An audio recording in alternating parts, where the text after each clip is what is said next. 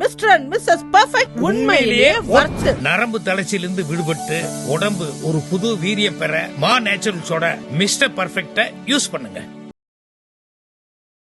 IBC Tamil நேயர்களுக்கு வணக்கம். இன்னைக்கு பத்திரிகையாளர் சுஃபியன் நம்மளோட நினைஞ்சிருக்காரு. வணக்கம் சார். வணக்கம் சார், இந்த மத்திய கிழக்கில் இருக்கக்கூடிய அமெரிக்கா அந்த ஈரான் தளங்கள் மேலே நடத்தக்கூடிய தாக்குதல் அந்த கடந்த ஒரு 5 நாட்களாக தொடர்ந்துகிட்டு இருக்கு. இந்த திரும்ப அந்த போர் நிறுத்த அமைதி அந்த ஒப்பந்தத்துக்கு பிறகால நடக்கக்கூடிய இந்த ஒரு மோதல்னு நம்ம சொல்லலாம். ஸோ ட்ரம்ப் வந்து ஈரானை வந்து பார்த்தோன்னா நான் முற்றிலுமாக அழிச்சிடுவேன் அப்படிங்கிற மாதிரியான ஒரு விஷயத்தையும் சொன்னார். அதுக்கப்புறமா இப்போ திரும்பி வந்து அவங்க உடன்படிக்கைக்கு வரணும், ஸ்ட்ரெயிட் ஆஃப் ஹார்மோஸில் கட்டணம் வசிக்க போகணும், இந்த மாதிரி மாற்றி பேசிக்கிட்டே இருக்காரு. இப்போ சமீபத்தில் என்ன சார் நிலைமையாக இருக்குது? ஆமாம், அது ரொம்ப முக்கியமான ஒரு விஷயம்.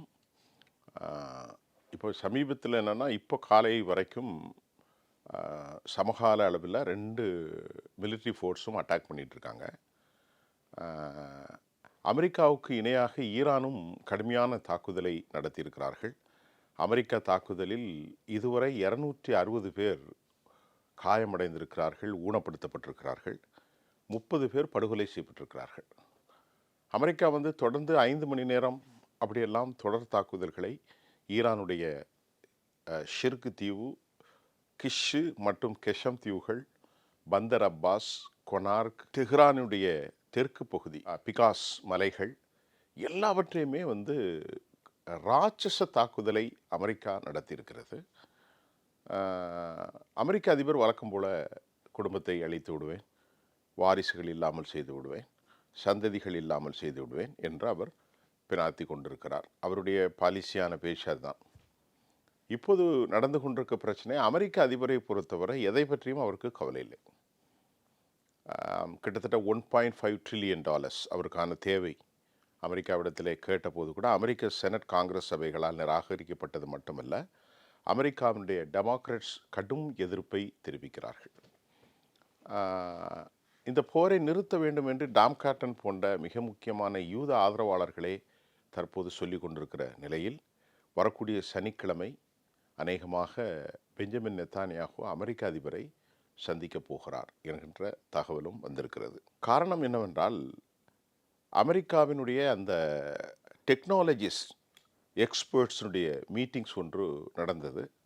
அவற்றில் அமெரிக்காவில் வெறும் 100 அளவுக்குத்தான் எதிர்ப்பு ஏவுகணைகள் மிக கம்மியாக இருக்கிறது என்றும், டொமஹாக் மட்டுமல்ல, high attitude air defence system, terminal high attitude air defence system thought மற்றும் பேட்ரியாட் இதனுடைய எண்ணிக்கைகள் மிக குறைவாக இருக்கிறது என்றும், இதை உற்பத்தி செய்வதற்கு அமெரிக்காவுடைய கான்ட்ராக்டர்ஸ் அழைக்கப்பட்டார்கள், பேசப்பட்டாலும் அதையெல்லாம் சரி செய்வதற்கு 3 ஆண்டுகள் ஆகும்.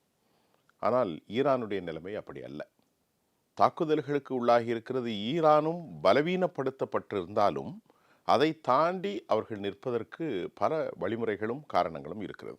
அமெரிக்காவினுடைய தாக்குதல் ஒரு கொடூரமான தாக்குதல் தான், அதில் ஒன்றுமில்லை. இப்பொழுது முதலாக அமெரிக்கர்கள் ஆளில்லாத கடற்படைகளில் இருக்கக்கூடிய விரைவு வேக போட்டுகளை பயன்படுத்தி இருக்கிறார்கள். ஆளில்லா விமானங்களையும் ஹெர்முஸ் ஜலசந்தியிலே அவர்கள் தொடர்ந்து தாக்கி கொண்டிருக்கிறார்கள். ஆனாலும் தொடர்ந்து அமெரிக்கா எவ்வளவு காலம் தாக்க முடியும் என்ற கேள்விக்கு அக்சியோஸ் 1 வாரம் 10 நாள் அப்படித்தான், 1 மாதம் என்று சொன்னார்கள். ஆனால் இப்பொழுது அநேகமாக இன்று அல்லது நாளைக்குள் அமெரிக்கா மட்டுப்படுத்தப்படலாம்.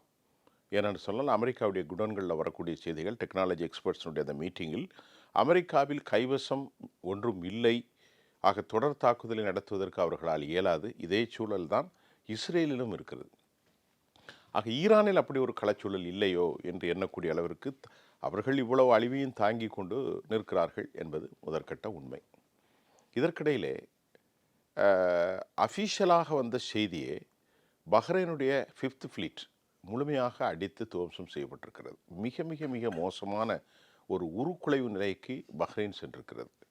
குவைத் நேற்று காலை இந்திய நேரத்திற்கு அமெரிக்காவுடைய ஆர்சனல், அமெரிக்காவுடைய ஆயுத கிடங்குகள், கொட்டப்பட்டிருக்கக்கூடிய வெடிமருந்துகள் வெடித்து சிதறி மிகப்பெரிய பிரளயத்தை ஏற்படுத்தியது மட்டுமல்ல, அஃபீஷியலாக வெளியானதில் ஈரான் ஏவிய ஏவுகணைகள் மட்டுமல்ல, ஷாஹின் 126, 129, 136 போன்ற தற்கொலை சூயிசைடு ட்ரோன்களின் தாக்குதல் மொத்தமாக காலி செய்யப்பட்டு விட்டது. எங்கே? குவைத்திலும்.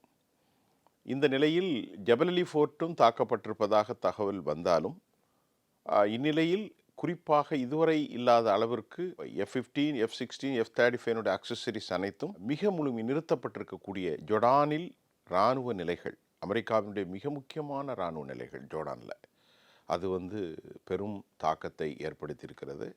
காரணம் எப்படி என்று சொன்னால், அமெரிக்காவுடைய ஏர் டிஃபென்ஸ் சிஸ்டம் செயலிழந்திருக்கலாம், அல்லது ஏர் டிஃபென்ஸ் சிஸ்டத்தில் ஏவுகணைகளை தடுப்பு வியூகத்திற்கான டிஃபென்ஸ் பண்ணக்கூடிய அந்த ஏவுகணைகளுடைய அளவு குறைந்திருக்கலாம். அது மாதிரி கத்தரில் அல் ஊதி தளமும் மறுபடி தாக்கப்பட்டது. அப்பாஸ் அராகட்சி கத்தருடைய அந்த மரண நிகழ்ச்சிக்கு சென்றார். சென்றுவிட்டு வந்தவுடனே அடுத்த தாக்குதலை அவர்கள் முறைப்படுத்தி விட்டார்கள். ஆக நீங்கள் இப்பொழுது பார்க்கனால் கிட்டத்தட்ட இனி வரும் நாட்களில் அமெரிக்கா மத்திய கிழக்கில் தனது நிலைகளை வைத்து கொள்வது சாத்தியமில்லை என்கின்ற லெவலுக்கு வந்தது மட்டுமல்லாமல், அரபுகளிடையும் கூட அந்த போரை உடனடியாக நிறுத்தப்பட வேண்டும் என்கின்ற பதபதைப்புக்கு காரணம் இது நீண்ட தூர ஒரு இம்பேக்டை ஏற்படுத்தும். ஆனால் எதை பற்றியும் கவலைப்படவில்லை அமெரிக்காவுடைய அதிபர். அதைவிட மோசமாக எதை பற்றியும் கவலைவில்லை முஜிதபா கமேனி. என்ன காரணம் என்று சொன்னால், இவர்கள் செய்த பெரிய தவறு என்னவென்றால், நேற்று ஒரு செய்தி சொல்ல மறுத்துவிட்டேன். மார்க்கோ ரூபியோ கடும் கண்டனத்தை தெரிவிக்கிறார். எதற்கு கண்டனத்தை தெரிவிக்கிறார்? ரொம்ப விசித்திரமாக இருக்கிறது. பரஸ்பரம் 2 பேரும் தாக்குறதில் தான் போர். இவர்களுடைய நிலையை தாக்குறார்கள், அவர்கள் அவருடைய நிலையை தாக்குறார்கள். மார்க்கோ ரூபியோ ஜோர்டானை தாக்கியதில் கண்டனம் தெரிவிக்கிறார். இது ரொம்ப விசித்திரமானது, இது ஒரு நகைச்சுவையானது. ஜோர்டானில் அமெரிக்காவுடைய தளங்கள் இருக்கிறது. அமெரிக்க தளங்களில் F-15, F-16, F-18 பற்றி கருத்தில் F-35 அக்சசரிஸ் எல்லாம் காலி பண்ணிவிட்டார்கள், அடித்தும் நொறுக்கி இருக்கிறார்கள். எத்தனை விமானங்கள் எத்தனை பார்ட்ஸ் போனதெல்லாம் தெரியவில்லை. இதற்கு அமெரிக்கா கண்டனம் தெரிவிக்கிறது. அது எப்படி கண்டனம் தெரிவிக்க முடியும்? இந்த நிலையில் நிலைமை படுமோசமாக இருக்கிற நிலையில் அமெரிக்காவுடைய அதிபர் எந்த அளவிற்கு எதை பற்றியும் அவர் கவலைப்படவில்லை. அவரை பொறுத்தவரை தோல்வி என்பது ஒன்று வரக்கூடாது.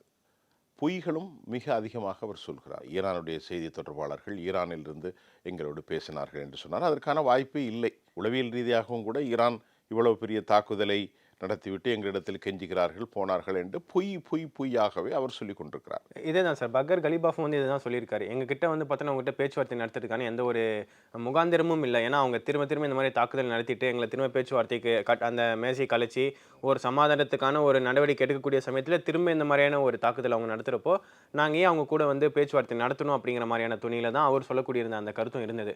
ஸோ இது எல்லாத்தையும் தாண்டி நீங்கள் ஒரு இதை சொல்லியிருந்தீங்க சார், என்னன்னா அரபு நாடுகளுக்குமே இந்த போர் முடியணும் அப்படிங்கிற ஒரு கட்டத்தை நோக்கி நகர்ந்துகிட்டு இருக்காங்க அப்படிங்கிற மாதிரி நீங்கள் ஒரு புள்ளியை சொல்லியிருந்தீங்க. ஸோ அந்த இடத்துல தான் சார் ஒரு கேள்வி வருது. என்னன்னா இப்போ ட்ரம்ப் 2 நாள் முன்னாடி சொல்லியிருந்தாரு, நான் ஸ்டேட் ஆஃப் ஹோமர்ஸில் பார்த்தோன்னா நான் சேவை கட்டணம் மாதிரி வாங்க போகிறேன் போகக்கூடிய கப்பல்களில் இருந்து அப்படின்னு சொல்லியிருந்தாரு. அதுக்கப்புறமா இல்லை இந்த அரபு நாடுகள் எனக்கு அந்த காசு கொடுக்குறேன்னு சொல்லிட்டாங்க. ஸோ அதனால் ஸ்டேட் ஆஃப் ஹார்மஸ் இதுக்கப்புறம் அமெரிக்கா அங்கே கட்டணம் எதுவும் வாங்காது, பட் ஸ்டேட் ஆஃப் ஹார்மஸ் திறந்துக்கிறதுக்கான பணிகளை நாங்கள் ஈடுபடுவோம், அங்கே கப்பல்கள் பயணிக்கணும் அப்படிங்கிற மாதிரி அதற்கான ஈரான் தாக்குதலிருந்து நாங்கள் பாதுகாப்பு கொடுப்போம்னு சொல்லிட்டு அவர் சொல்கிறார். ஸோ இந்த இடத்துல அரபு நாடுகள் அமெரிக்காவோட சேர்ந்து பயணிக்கிற மாதிரியான ஒரு துணிதானே சார் தெரியுது அவர் சொல்லக்கூடிய கருத்துக்களை வச்சு பார்க்குறப்போ? இல்லை அவர் சொல்லக்கூடிய கருத்து இருந்தாலும், நேற்று வடகொரியாவினுடைய அதிபர் சொல்கிறார் வரும் காலத்தில் கிம் ஜாங் உன் அவர் என்ன சொல்கிறார் என்றால், நீங்கள் ஈரானோடு கைகோர்க்க வேண்டும் என்று சொல்கிறார். அது சாத்தியமில்லை. ஆனாலும் அமெரிக்க அதிபர் சொல்வது போக்குகளை பார்க்கின்ற போது உலகத்தில் நீங்கள் கொஞ்சம் சிந்திச்சு பார்த்தா லாப நோக்கம்தான் எல்லாம். எந்த ஒரு நிறுவனமும் லாப நோக்கம்தான், எந்த ஒரு உறவும் லாப நோக்கம்தான். லாப நோக்கம் இல்லாத உறவுகளை அமெரிக்கா மேம்படுத்தாது. இன்றைக்கு பிச்சைக்கார நாடுகளாக இருக்கிறார்கள் என்று சொன்னால் அமெரிக்கர்கள் போக மாட்டார்கள். இப்பொழுது எத்தியோப்பியாவில் போய் அமெரிக்கர்கள் போய் இறங்குவார்களா? அங்கே கனிம வளம் இருக்குன்னு சொல்ல போயிடுவாங்க. அது போவார்கள். ஒரு பெரிய நாடு அதெல்லாம் போவாங்க. எத்தியோப்பியா எல்லாமே பிரான்ஸும் கண்ட்ரோலில் தான் இருக்குது. அரபுகளை அவர்கள் இப்பொழுது என்ன சொன்னார் என்றால், நேற்று பாருங்கள், ஹெர்மூஸ் வளைகுடாவை யுஎன் கன்வென்ஷனல் ஆக்டின் திட்டத்தின் அடிப்படையில் அந்த எல்லைக்குள் தான் வருகிறது, மட்டுப்படுத்தப்பட்ட எல்லைக்குள் தான் வருகிறது. அப்படி வருகின்ற போது அவர்கள் சொல்கிறார்கள், இது எங்களுடைய இன்டகிரேட்டட் சாவரின் டெரிட்டோரியல், இறையாண்மைக்கு உட்பட்ட ஒரு நிலப்பகுதி. ஆனால் உண்மையிலேயே 13.8 கிலோமீட்டர் 12 மைல் ஏதோ ஒரு கணக்கு வருகிறது.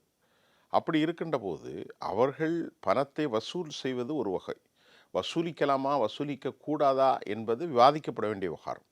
ஆனால் இங்கே அமெரிக்கா சம்பந்தம் இல்லாமல் நான் 20% வசூலிக்க போகிறேன் என்று ஒரு கொஞ்சம் கூட லாஜிக் இல்லாமல் 10,000 கிலோமீட்டருக்கு அங்கிட்டு இப்போ ஒமனும் அவர்களும் ஒன்றாக இணைந்து அதை நாங்கள் துரிதப்படுத்த வேண்டும், கடல் பிராந்தியத்தில் வரக்கூடிய கப்பல்களுக்கு கன்னிவெடிகளுக்கு பாதுகாப்பு கொடுக்க வேண்டும் என்று அவர்கள் சொல்வதில் ஒரு நியாயம் இருக்கிறது, ஒரு லாஜிக் இருக்கிறது. அமெரிக்கா இங்கே வந்து இவர்களிடத்திலே பணத்தை வசூல் செய்வதற்கு எந்த லாஜிக்கும் இல்லை. அமெரிக்க அதிபர் சொல்கிறார் தன் ட்ரூத் சோசியல் தளத்தில் நான் 20% நான் வசூலிக்கப் போகிறேன். இது நடந்தது 2 நாளைக்கு முன்னால், 48 மணி நேரம். திடீரென டக்குன்னு சில மணி நேரத்தில் உட்டடித்து பல்ட்டி அடித்து அவர் சொல்கிறார், இல்லை நான் இப்பொழுது முடிவை மாற்றிவிட்டேன். ஏனென்றால் அரபுகள் எல்லோரும் சொல்லிட்டாங்க என்னை கூப்பிட்டு, மிஸ்டர் ட்ரம்ப் உடனடியாக உங்களுக்கு எல்லாரும் பணத்தை தாரேன். அவர்களே பணம் இல்லாமல் கிடக்கிறார்கள். உதாரணத்துக்கு யுனைடெட் அரபு எமிரேட்ஸ் அமெரிக்க வங்கிகள் முதலீடு செய்ததை திருப்பி கேட்டார்கள். திருப்பி கேட்டால் அது கொடுக்கப்படவில்லை, இன்னும் காலதாமதம். கத்தருடைய நிலைமை பரிதாபமாக இருக்கிறது. அல்ஊதி தளங்கள்லாம் பாதிக்கப்பட்டிருக்கிறது. அராம்கோ அடிக்கப்பட்டிருக்கிறது. அதிகமாக அவர்கள் 2030க்கான ப்ராஜெக்டை ரியாதை நோக்கி நகட்டி கொண்டிருக்கிறார்கள் சவுதி அரேபியா. அவர்களிடத்திலும் பணம் இல்லை. இங்கே அமைதி ஏற்பட வேண்டும். அதுதான் சார், அவங்களுக்கு வருமானம் மீட்டி தரக்கூடிய எல்லா வழிகளையும் வந்து பார்த்தோன்னா இப்போ பாதிக்கப்பட்டிருக்கு. அவங்களால எண்ணெய் விற்க முடியாது, சுற்றுலாமும் வந்து பார்த்தோன்னா இப்போ அங்கே ப்ரொமோட் பண்ண முடியாது, அங்கே ரியல் எஸ்டேட்டும் ப்ரொமோட் பண்ண முடியாது. இந்த மாதிரி ஒரு நிலைமையில் அவங்க வந்து பார்த்தோன்னா அவங்களுக்கான வருமானம் மீட்டுறதுக்கே வந்து அவங்க ஒரு வழி இல்லாமல் இருக்கக்கூடியப்போ அவங்க அமெரிக்காவுக்கு எப்படி பணம் கொடுக்க முடியும் அப்படிங்கிறது ஒரு கேள்வி உள்ளாகக்கூடிய ஒரு விஷயமா தான். இல்லை, அவர் வந்து 39 முறை பொய் சொன்னார். இப்போது அதெல்லாம் கூட்டியிருந்தால் 49 முறை பொய் சொல்லியிருப்பார். உலகம் சந்தித்திருக்கிற வேடிக்கையான சொல்லாத வார்த்தைகள், ஒரு பைத்தியக்காரத்தனமான மனிதராக அவர் இருக்கிறார்.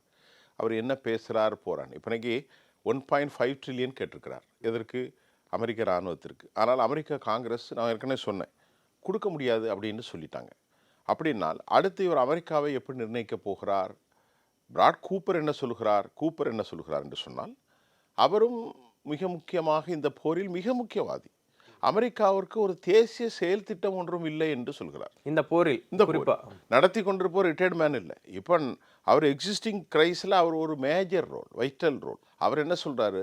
அமெரிக்காவுக்கு ஒரு தேசிய பார்வை இல்லை, ஒரு தேசிய செயலாக்கமோ வடிவாக்கமோ போர் நுணுக்கங்களோ எதுவுமே இல்லை.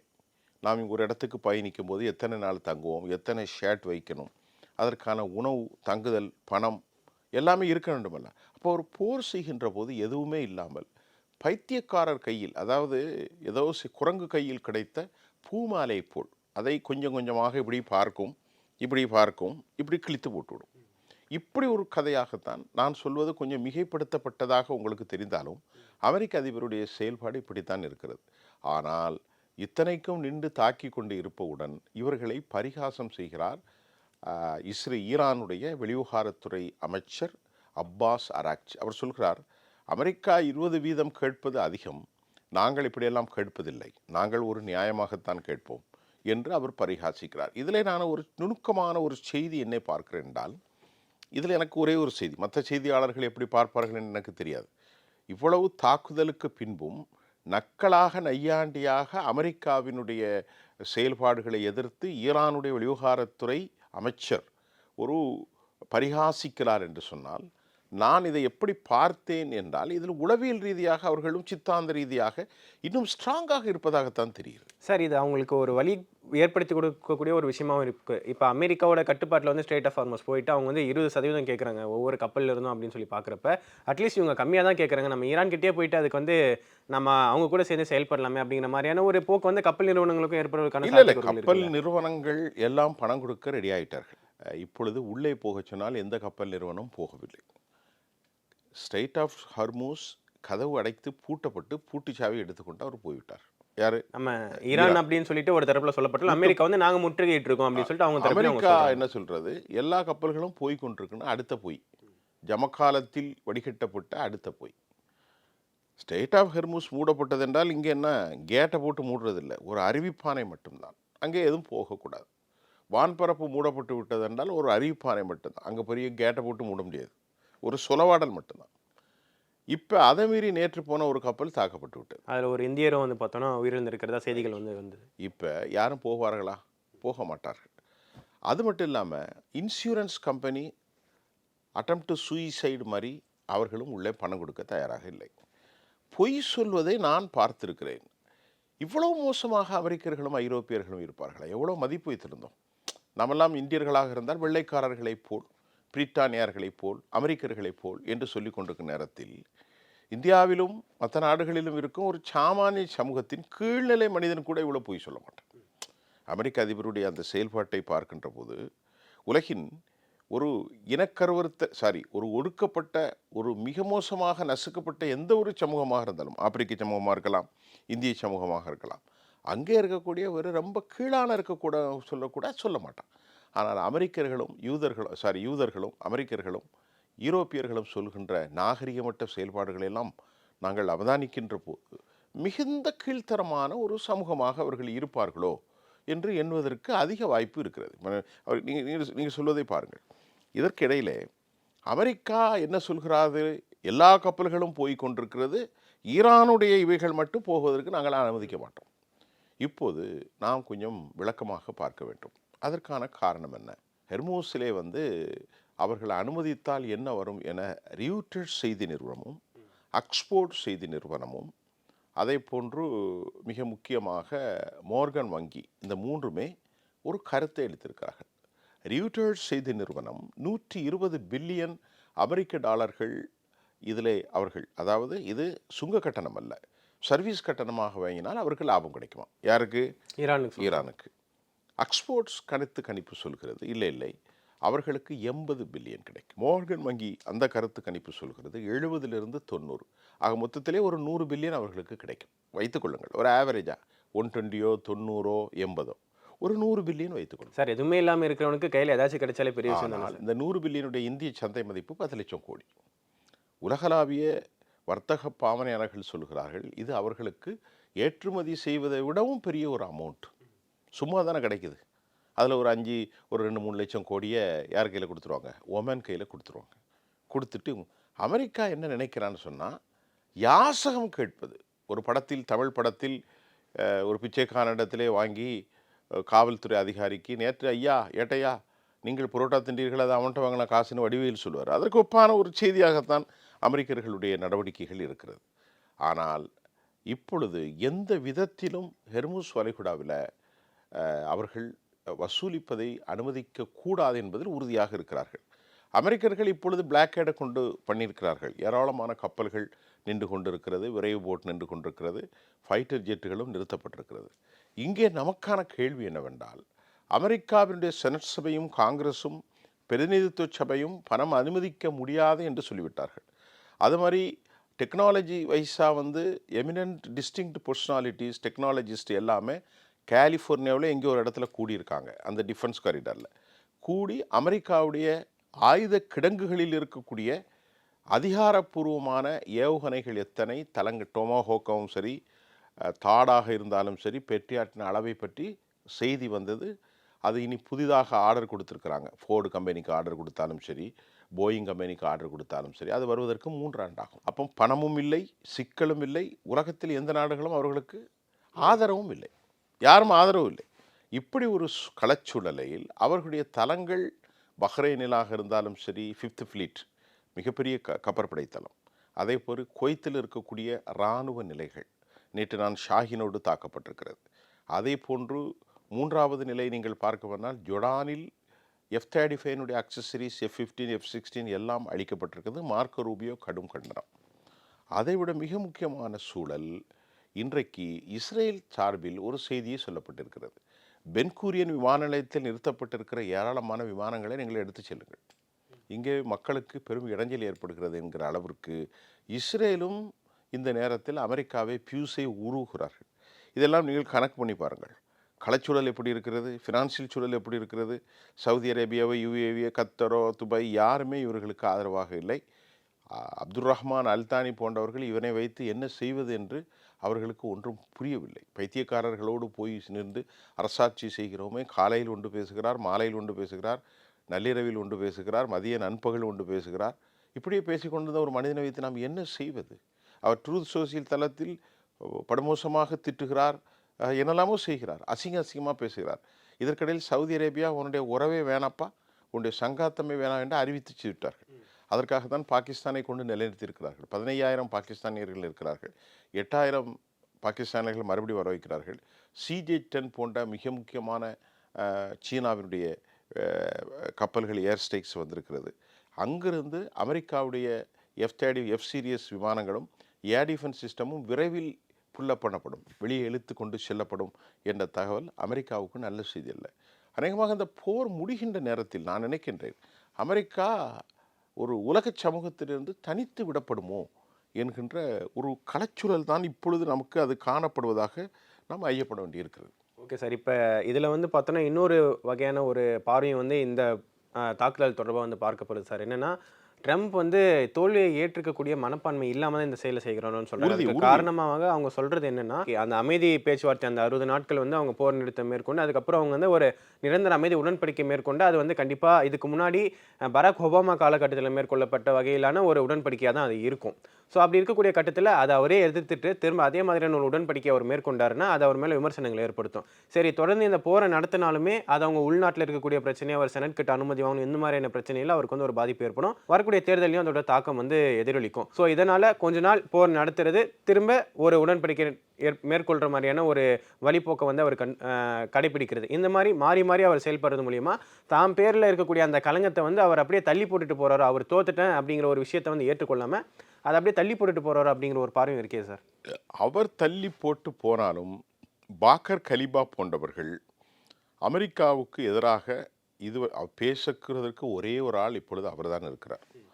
இஸ்மாயில் பகாவியும் அறிவித்திருக்கிறார், இந்த பைத்தியக்காரத்தனமான சிந்தனை கொண்ட அமெரிக்கர்களிடத்தில் நாங்கள் பேசுவதற்கு இனி வழி இல்லை. அதைவிட இவர்களுக்கு பெரிய நஷ்டம் என்னவென்றால், நிறைய தப்பு செஞ்சிட்டாங்க. பெரியவர் இருந்திருந்தால் இப்பொழுது ஒரு நல்ல முடிவு கிடைத்திருக்கும். பெரியவர் ஆயத்துல்லா கமேனி இருந்திருந்தாலோ, அலி லாரிஜானி போன்ற டிப்ளமேட்டிக்ஸ் இருந்திருந்தாலோ இப்போது இவர்களுக்கு ஒரு நல்ல முடிவு கிடைத்திருக்கும். மாறாக இவர்கள் செய்த பெரிய படுகொலைகளின் காரணமாக, மொசாத் படுகொலைகளின் காரணமாக அகமதி நஜாத்தி என்கின்றவர் இப்போது ஒரு முன்னாள் 2014 காலகட்டங்களில் ஈரானுடைய எதா இருந்தார். அகமதி நஜாத்தி ஈரானுடைய பிரசிடெண்டாக இருந்தார், அதிபராக. இப்போது அவர் மொசாத்தின் வலைக்குள் கொண்டு வந்ததாக நேற்று ஊடகங்களில், இங்கே தமிழ்நாட்டிலும் கூட பிரபலமான ஊடகங்கள் அதை ஒரு செய்தியாக வெளியிட்டிருக்கிறது. தேசிய செய்தி இன்டர்நேஷ்னல் நியூஸில் அகமதி நஜாதி யார் அவர் வந்து இவர் பேர் என்னது, நம்ம சுவிட்சர்லாந்தில் நடந்த இன்டர்நேஷ்னல் கான்ஃபரன்ஸ் ஒன்றுக்கு அவர் அழைக்கப்பட்டு அங்கே மொசாத் அமைப்பினர் அவரை சந்தித்து ஒரு தேச தலைவரையே, ஒரு தேசத்தினுடைய பிரசிடண்டே உளவாளிகளாக மாற்றியிருக்கிறார். இப்பொழுது அவர் வீட்டு காவலில் வைக்கப்பட்டிருக்கிறார்ங்கிற செய்தியும் வந்திருக்கிறது. ஏறக்குறைய அது கன்ஃபார்ம் ஆன செய்தி தான். அகமதி நஜாதி லாஸ்ட் மூமெண்ட்டில் அவரை பார்த்தது, கடந்த பெரியவர் அவர் இறந்து போய்விட்டார் இல்லையா, அலி கமேனி, அவருடைய மரண நிகழ்ச்சியிலே கலந்து கொண்டார்.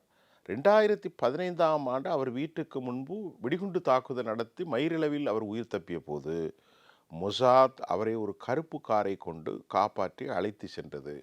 தற்போது வரை நாட்டுக்குள் பெரும் குளோரம் ஏற்படுத்தி விடலாம், ஸ்டார்லிங்ஸ் போன்ற கனெக்ஷன்லாம் வச்சு மக்களுக்குள் ஒரு பெரிய ரிவோல்ட்டை உருவாக்கி நீங்கள் தான் அந்த நாட்டினுடைய அதிபராக வரப்போகிறீர்கள் என்று சொன்னார்கள். ஆனால் இதுவரை எதுவும் நடைபெறாத காரணத்தில் அஹ்மத் நஜாதி மொசாத்தினுடைய அனைத்து தொடர்புகளையும் தண்டித்திருக்கிறால், இது அமெரிக்காவின் மூலமாக, உளவு அமைப்பின் மூலமாக இவர்களுக்கு தெரிந்து இப்பொழுது அவர் வீட்டு காவலில் இருக்கிறார் என்பது மிக முக்கியமான செய்தி. இது அவர்களுக்கு பெரிய பலவீனம். யாருக்கு? ஈரானுக்கு பெரிய பலவீனம். ஈரானில் யார் உளவாளிகள், எப்படிப்பட்ட உளவாளிகள்? இந்த நிலையில்தான் முஜிதபா கமேனி வரக்கூடிய 23ஆம் தேதி இறந்துவிட்ட உச்ச தலைவர் அலி கமேனியுடைய நினைவேந்தல் நிகழ்ச்சியில் வந்து கலந்து கொள்ளப் போகிறார் என்று IRNB, ஈரானுடைய நியூஸ் ஏஜென்சி அறிவித்திருக்கிறது, நியூஸ் பிராட்காஸ்டிங். அதே போன்று ஈரானுடைய அரசு தலைப்பிலும் அடைக்கப்பட்டிருக்கிறது. ஆனால் அவர் மீது பலவேறு சந்தேகங்கள். ஆனால் அவர் உயிரோடு இருக்கிறார் என்பது ஏறக்குறைய உறுதியாகிவிட்டது.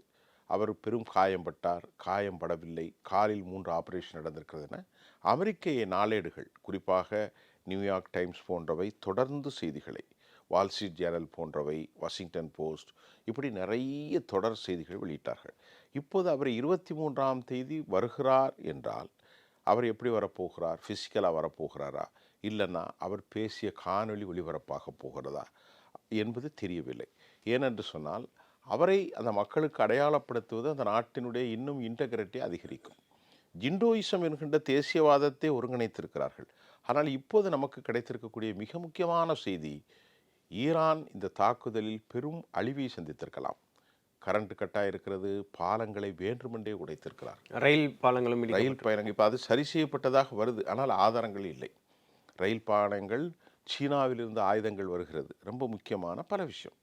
இதற்கிடையே மிக முக்கியமான ஒரு செய்தி என்றால், நேற்று 4 நாட்களாக இது ஒரு பரபரப்பு. மரணத்தை விளிம்பை உலக அழிவின் போது வெளியாகுகிற மிக முக்கிய ரஷ்யாவினுடைய Tu-214PU டூம்ஸ்டே ஃப்ளைட் தெஹ்ரானுக்கு வந்து இறங்கியிருக்கிறது. இந்த டூம்ஸ்டே ஃப்ளைட் எப்படி வருதுன்னா, ஃப்ளையிங் கிரம்லின், பறக்கும் கிரம்லின் என்று அதற்கு பெயர். அது ஏன் தெஹ்ரானுக்கு வந்தது என்ற கேள்வி இந்த டூம்ஸ்டே ஃப்ளைட்டின் வரவை குறித்து பலருக்கு ஒரு சந்தேகம் எழுகின்றது. இதனுடைய டெக்னாலஜியை நாம் பார்த்தால், இந்த பறக்கும் கிரெம்லின் அரசியல் தலைவர்கள் வெறும் விஐபி ஃப்ளைட் மட்டும் இல்லாமல் என்கிரிப்டட் இன்ஃபர்மேட்டிவ், அதாவது சேட்டிலைட் தொலைத்தொடர்புகளோடு என்கிரிப்டட் செய்யப்பட்டு, அதே போன்று அதில் ஜாமர், எலக்ட்ரானிக்ஸ் வார்ஃபர், ரெடார் கருவிகளிலிருந்து வீசப்படுவதை தடுக்கும் ஆற்றல், ஏவுகணைகளை தடுக்கும் ஆற்றல், அதே போன்று அது தனித்தனியாக ஒன்று இருக்குது, நான் சுருக்கமாக சொல்கிறேன்.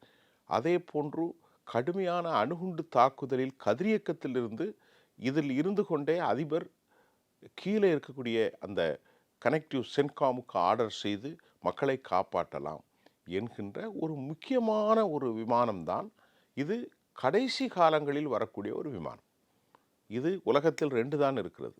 இந்த நான் சொல்கின்ற இந்த டூம்ஸ்டே ஃப்ளைட் 2 தான் இருக்கிறது. Tu-214PU டூம்ஸ்டே. இப்பொழுது அவர்கள் இன்னும் 20 செய்வதற்கு ரஷ்யர்கள் முயற்சி செய்கிறார்கள். இது எப்படி வந்திருக்கிறது யாருக்கும் தெரியாத கெஸ்பியன் வளைகுடாவில் இருந்து தான் அது இங்கே லேண்ட் ஆயிருக்கு. எங்கே? தெஹ்ரானுக்கு. கெஸ்பியன் வளைகுடாவில் ஒரு பக்கம் ரஷ்யா, மற்றொரு பக்கம் ஈரான், கஜகஸ்தான், அசர்பைசான், துருக்கமிஸ்தான், இப்படி ஒரு 5 நாடுகள் தான் இருக்கிறது. இந்த கடல் பிராந்தியத்துக்குள் சர்வதேச எல்லைகள் யாரும் நுழையாத பொழுது ரஷ்யாவிலிருந்து புறப்பட்ட இந்த டூம்ஸ்டே விமானம் Tu-214PU டூம்ஸ்டே ஃப்ளைட் தெஹ்ரானுக்கு வந்து இறங்கி, தெஹ்ரானில் யார் தலைவர்கள் வந்தார்கள் என்று தெரியவில்லை. நான் சொன்ன இந்த ஃப்ளைட் ரொம்ப முக்கியம். இதில் முக்கியமான தலைவர்கள் தான் வந்துடுவார்கள். நிச்சயமாக உங்களுக்கு புரிகிற பாஷையில் சொன்னால், கிரெம்லினிலிருந்து புட்டின் வந்திருக்கலாமா, அல்லது புட்டினுக்கு சமமான தலைவர்கள் வந்திருக்கலாமா. அவர்கள் எங்கே போனார்கள் தெரியவில்லை. ஆனால் ஒரு செய்தி கிடைக்கிறது. அது என்ன மலை? அது பிகாக். சரி, பரவாயில்லை. அந்த மாதிரி குண்டுகள் துளைக்கப்படாத அடியாளத்திற்குள் சென்றிருக்கக்கூடிய ரஷ்ய அரசியல் தலைவர்களும், IRGCனுடைய தலைவர்களும், குஸ் படைகள் மற்றும் பஸ்ஸி படைகளின் தலைவர்களும், அரச பதவியில் இருக்கும் மிக முக்கிய முஜித்தபா போன்றவர்களிடத்தில் தீவிர ஆலோசனைகள் நடத்தப்பட்டு கொண்டிருக்கலாம். அப்படி ஏதாவது ஒன்று நடந்து கொண்டிருக்கிறது என்பது வெளியாயிட்டு. ரஷ்யா இதுக்கு பதில் சொல்லுது. இப்படி ஒரு அவசர காலத்தில், ஒரு அபாய காலத்தில், அந்திம காலத்தில், உலக அழிவின் காலத்தில் வரக்கிற டூம்ஸ்டே ஃப்ளைட் ஏன் வந்துச்சு அப்படிங்கிறது ரஷ்ய தரப்பில் சொல்லப்பட்டது. அது அநேகமாக புட்டின் சொன்னாரா தெரியவில்லை. இது சாதாரணமான போக்குத்தான் தவிர இதில் அச்சப்படுவதற்கோ இதில் அபாயங்கள் எதுவும் இல்லை என ரஷ்யா இருக்கிறது. இப்போ நீங்கள் இந்த காலச்சூழல்கள்லாம் இணைத்து பாருங்கள். இந்த களச்சூழல்கள், இந்த போக்கையெல்லாம் இணைத்து பாருங்கள். இந்த விமானம் வந்தது, முஜித்தபாவுடைய கடும் போக்குவாதம், பக்கர் கலீபாவுடைய ஸ்பீச், அமெரிக்காவுடைய பிரசிடென்டுடைய உளறல் நடவடிக்கைகள், எல்லோரும் மௌனியாக ஆக்கியிருக்கிறார்கள். 20% வசூலிப்பது, திருப்பி பல்ட்டி அடிப்பது, இதையெல்லாம் நீங்கள் இணைத்து பாருங்கள். ஏதாவது ஒரு தலைக்கும் காலுக்கும், ஏதாவது மொட்டை தலைக்கும் முழங்காலுக்கும் முடிச்சு போடுகிற கதையாக அமெரிக்கா பேசி கொண்டிருக்கிறது. ஆனால் எனக்கு என்ன உறுதியாக 99% தெரிகிறது, ஈரான் பொறுத்தவரை இன்னும் போருக்கு அவர்கள் கடைசி வரைக்கும் நிற்கிறார்கள். அவர்கள்ட்ட ஆயுத கிடங்கள் இருக்கிறார். அவர்கள் எப்போதும் மனம் உடையவில்லை, சிதிகளம் உடையவில்லை, சித்தாந்த ரீதியாக இருக்கிறார்கள். அமெரிக்கர்கள் மறுபடியும் ஏதாவது காலில் விழுந்து நிலைமையை சரி செய்யலாம். பல்வேறு கருத்துக்களை தெரிவிச்சிருக்கீங்க சார். உங்க நேரத்துக்கு ரொம்ப நன்றி சார். நன்றி. மிஸ்டர் அண்ட் மிஸ்ஸஸ் பர்ஃபெக்ட் உண்மையிலேயே வொர்த். நரம்பு தளர்ச்சியிலிருந்து விடுபட்டு உடம்பு ஒரு புது வீரியம் பெற மா நேச்சுரல்ஸோட மிஸ்டர் பர்ஃபெக்ட்டை யூஸ் பண்ணுங்க.